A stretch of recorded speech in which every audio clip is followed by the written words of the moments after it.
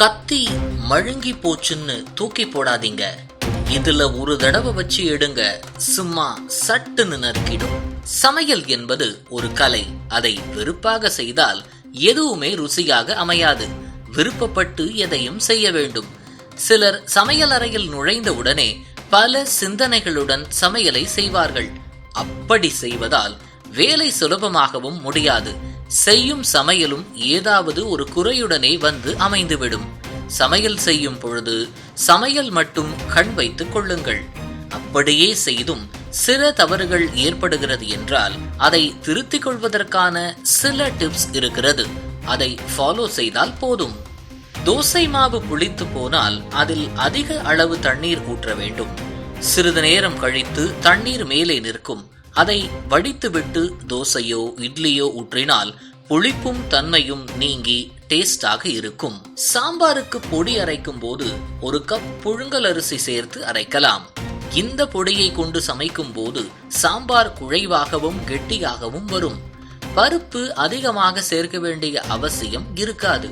காலிஃப்ளவரை சமைக்கும் முன் வெந்நீரில் சிறிது சர்க்கரை கலந்து வேக வைத்தால் காலிஃப்ளவர் வெண்மையாக இருப்பதோடு கண்ணுக்கு தெரியாத புழுக்கள் அழிந்துவிடும். தோசைக்கு இட்லிக்கு மாவு அரைக்கும் போது ஒரு வெண்டைக்காயை சேர்த்து ஆட்டினால் தோசை இட்லி பூ போல மிருதுவாக இருக்கும். சாதம் மிஞ்சிவிட்டால் ஒரு பாத்திரத்தில் வெந்நீர் வைத்து சாதத்தை ஆவியில் சூடு பண்ணலாம்.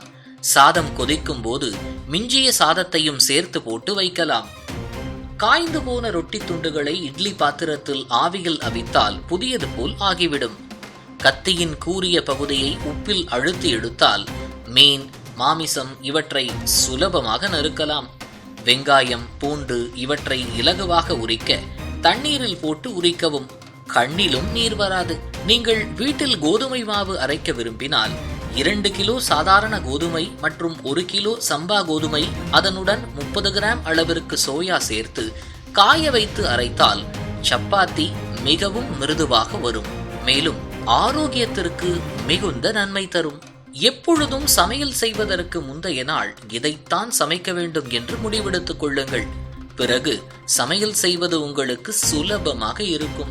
உதாரணமாக கீரை சமைக்கிறீர்கள் என்றால் முதல் நாளே அதை ஆய்ந்து வைத்துக் கொள்ளுங்கள். காய்கறிகளையும் முடிந்த அளவு நறுக்கி வைத்துக் கொள்ளுங்கள். வெங்காயம் தக்காளியை தவிர. வெங்காயம் தக்காளி அப்பொழுது நறுக்கி சமைத்தால்தான் நல்லது. இது போன்ற முக்கிய நிகழ்வுகள், அரசியல் தகவல்களை ஆழமாக மாறுபட்ட கோணத்திலும் அறிந்து கொள்ள மறக்காமல் பாரத் மெயில் 24 பக்கத்தை பின்பற்றிக் கொள்ளுங்கள். உங்கள் ஒவ்வொரு ஆதரவும் இது போன்ற பல நிகழ்வுகளின் பின்னணியை அறிய உதவும்.